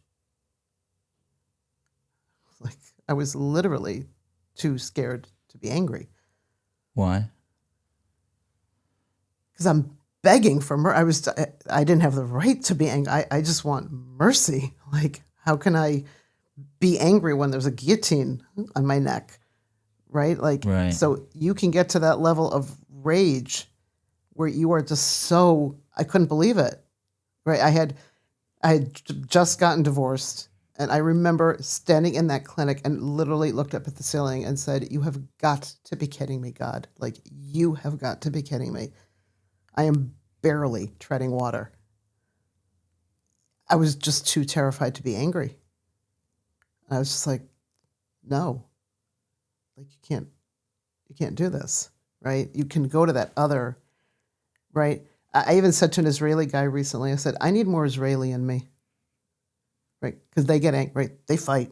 Yeah. I'm like, I need that fight. My nephew just drafted and he wanted a certain unit and they didn't give it to him. And I talked to him, I'm like, could you please just for 10 minutes not make a controversy? Like when you get there, like, could you just like conform for 15 minutes? Like, could you do that, right? And his father said the same thing, my brother. And he started to talk to me in Hebrew and English. He goes, Aunt Debbie, you don't understand how we do it here in Israel, right? We fight. I'm like, yeah. And I said, you know what? Sometimes I feel like, yeah, I want to swallow some more Israeli. Yeah. Because sometimes things can happen where you're just like, and then that will turn into depression. Because anger turned inward at that level will just shut you down.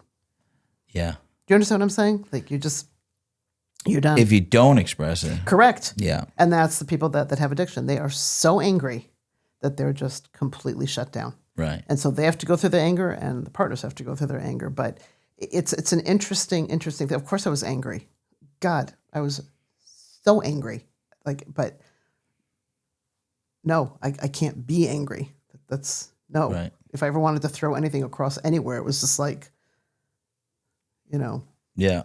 No, I need to express it. The more I feel anger, the more painful. It's very painful to me. It's very painful because I feel like all that anger is going to come up like this guy said, I'm going to explode. Oh yeah. Like it's coming up and I've been doing the right thing and it's definitely part of my codependency that I'm not letting it out, and it came from being afraid of it. It came from being afraid of it. And I'm trying to re-embrace it and feel it. Well, that's why rage rooms are so effective. Are they effective? They are. Okay. Anger is high. All that cortisol, all that adrenaline, all that stuff flowing through your body. It feels really good to lob something across the room, for sure. Okay, it feels great until it's like, I can't believe I did that. I'm going to make my whole house into a rage room. Go to a rage room. Go. I have sent my clients into rage rooms. I've sent plenty of women to rage rooms. They come out feeling like literally spent. Like, okay, Like you really get it out. Yeah, but I think that's catharsis, and I think that there's not great research on catharsis actually having any long-term effects. Like they go back to the rage room. It feels nice. Just keep going back. They give you goggles. They clean it up. Yeah. But you can really get to that point. And like I said, I've had several experiences where you can just be so angry, but you're too afraid to even let that anger out because the stakes are they're so high. Yeah. And so you swallow it and you will get depressed. You get depressed. I think so. Is that okay? We're running out of time. We are? Yes, we are. I mean, for your time. We have. What is time? What is time? Go ahead. Yeah. What is time? Go ahead. Ask. But one last note. I really, really miss the time where I said, "Damn, the consequence." I mean, like the childhood. I mean, that's what we miss in childhood. Like, just freaking lose it and let it happen and see where things lie.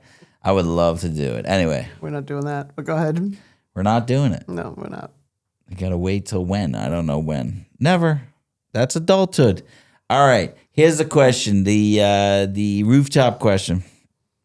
You ever get to the end of one of my podcasts? No. They're like 2 hours long. You should What's listen the rooftop question? The rooftop question is you're on top of a rooftop and the whole world is listening and you gotta yell one thing to the world. What do you want to yell to the world? God. Talk about yelling. Like the one message?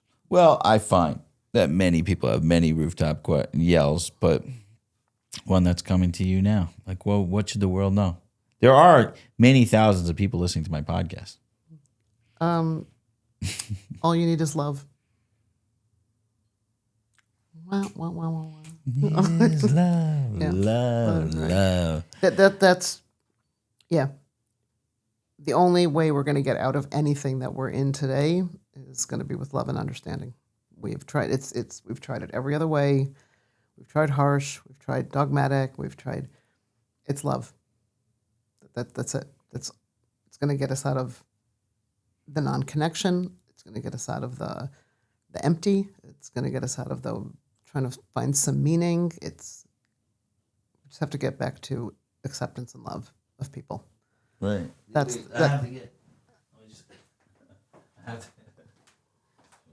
I'm with you. You know I'm with you. Yeah, I know, no, but I'm saying, but I've seen it. I've seen it. Show the camera. If anybody made it to the end, that's the Our Village Only Love There motto. you go. Oh, and I didn't even know that. Only love. Okay. So I'll You take know one. me. Thank you. I'll take a sweatshirt. I'll take some swag. Get you a better one. I'll take a sweat. No, but that's it. That is really that is it. And that again is just the biggest draw into the recovery movement. You have people, literally the pauper and the prince, the triple PhD with the guy who can't read. We're all in it together, and let's just do the love. Yeah, that's the message. I love it. I also love it. I was talking to Hananya Greenwald, who wrote the book Ronnie. Ronnie Greenwald. Ronnie Greenwald. You remember Ronnie? Sure. The best. Anyway, I just did. Hopefully, this pod's going to come out soon. Maybe it'll come out. It'll probably come out before this one. But when I was 19 years old, it was, I think, the second Nefesh conference, and I had long hair, and I was working as a counselor. I demand a picture. Yeah, I'll get you a picture. I had long hair. I was working as a counselor in Priority 1, which was like the first like at-risk youth school, whatever, in the Jewish community. And I was the counselor, and I was the only one who knew anything. And then there was 2 other people working there. That was the whole thing. And they asked me to come and talk by the Nefesh conference. So here I'm a 19-year-old kid and keynote like with the big boys, Rabbi Twersky. It was like, and I'm the schnook. I think Ronnie was talking at the same time, and Shimon Russell. Like God, it was like, yeah. And they invited me. So I was like 19 years old, and I don't remember all the stuff, but I'm sure I sounded like a complete moron. Although people were very impressed, but maybe it was based on the fact that I was a long-haired 19-year-old talking. I'm sure now I would think I'm an Maybe they're idiot. impressed with your hair. These I are have to they're find- middle-aged guys. Maybe they're like, look at that head of hair. If anybody could find it, they could. The truth is, there's a recording of it. Really? Everything in Nefesh is recorded. All these Okay. speeches. So I have no idea what it sounds like, but I do remember that at 19 years old, all I was talking about was love. And I think it's funny that I've been through all this and all the training and all the school and all the everything, and it's so obvious that this elementary truth is still so true. Correct. And it's like it just wins everything. I Always. build all my programs on it, and that's what it is. That is it. I mean, and people are going to fight it because we stand in our own way, and that's okay. We have our own narratives, and I understand that. But this is the only way we're going to go through it with everything that I've experienced. And are you listening, God? Like, we're good. We're good. It's like a friend of mine said who also went through so much. And she speaks fluent Yiddish. And she said she went outside and looked up in God and screamed in Yiddish. She said, either take me or leave me alone. She's like, it's like, God, I love that. That's so good. And she said it in Yiddish. And this woman had also been through so much. So she walked out of her house, looked up and said, like, either take me or leave me alone. And I was just like, God, that's great. That's the best prayer I've ever heard, honestly. She went through a tremendous amount of things. But that's anything I've ever been through. That's really what it is. You need the love. We want to connect. We are desperate to connect. That's the only thing that's going to. Yeah. Well, that's first of gonna all, get us through thank it. you for coming on. Are you kidding? Thank you for being. I want another 2 someone I've hours. I worked didn't even with you open my for so Diet Coke long. yet.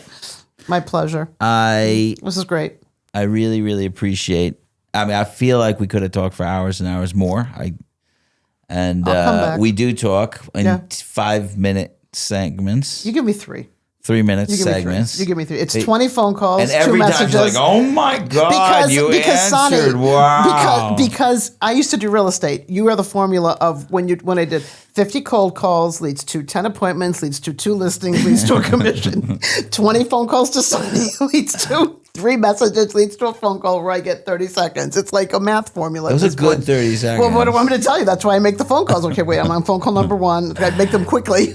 I reject this. I always get back to you. Yes, you do. I do. And I'm always grateful. Sonny, I'm going to give you a blessing. You should really only be able to continue to spread everything that you're spreading, the love, light, all of it, because it's really God's work. It's the holy work. And I'm very happy to do it with you. Thank you. Thank you for this day that I've been given. Thank you. Thank you. Thank you for this chance. Thank you for this chance to live anew.